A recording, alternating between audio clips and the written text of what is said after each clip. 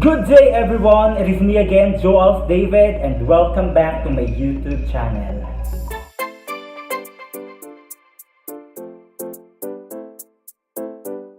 And for today, I'll be sharing to you one of my routines before going to bed, and that is putting on a Mad Mask. But before I share to you how I'm using this Mad Mask, for those of you who haven't subscribed to my YouTube channel yet, please do subscribe by clicking that subscribe button below. And if you want to get notified whenever I am posting or uploading new video, you may also opt to click that bell button as well. So as I said, I'll be sharing to you how I'm using this Epic Glacial Marine Mad, a product of Nu Skin. But before that, let me wash my face first. So I just finished washing my face and I'm gonna put on the Mad Mask now. So by the way, actually this Mad Mask comes in a pack wherein there are 5 sachets inside, and each sachet is good for 2 usage. So let me begin. Actually, I'm using a brush so that I can spread this Mad Mask evenly onto my face.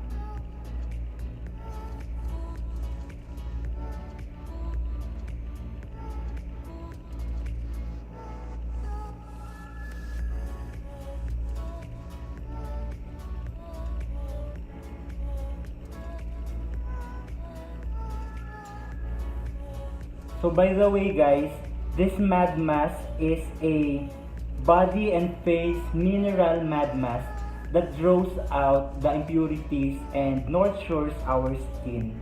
And you know what guys, this Mad Mask has 30 skin beneficial minerals. So basically this Mad Mask is helping in drawing out those impurities on our face, especially for our long day or whole day activities. There are times that our faces are absorbing too much impurities from the outside, so it is better to draw out those dirt, those blackheads, whiteheads from our face. And this Mad Mask can really help.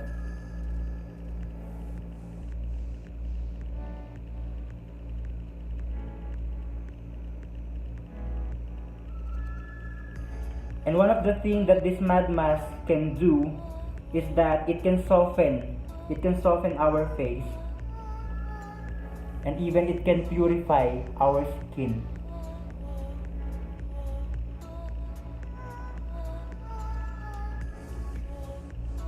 So as I said, it has 30 skin beneficial minerals, and some of those minerals are, let me share to you, it has copper. Copper is helping to improve our skin strength. So another, it has zinc, which is an essential for a healthy skin. Wait, let me just spread it evenly from here. And this Mad Mask has also a magnesium, which is a necessary component for the skin's natural energy cycle.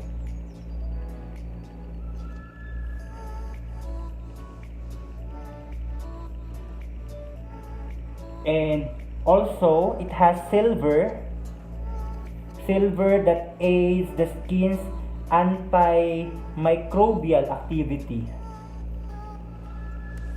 And lastly, out of the 30 skin beneficial mineral, it also has chromium.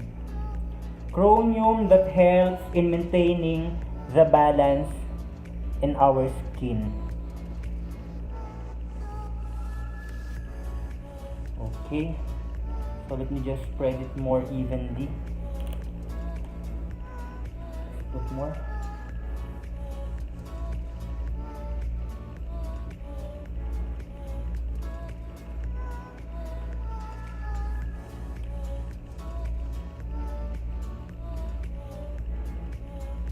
So actually some part is already drying up, and I'll show you later what will happen, because basically this mad mask is helping in drawing out all the impurities in our skin.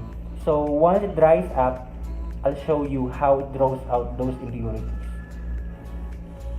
So see, some of the parts are already drying up.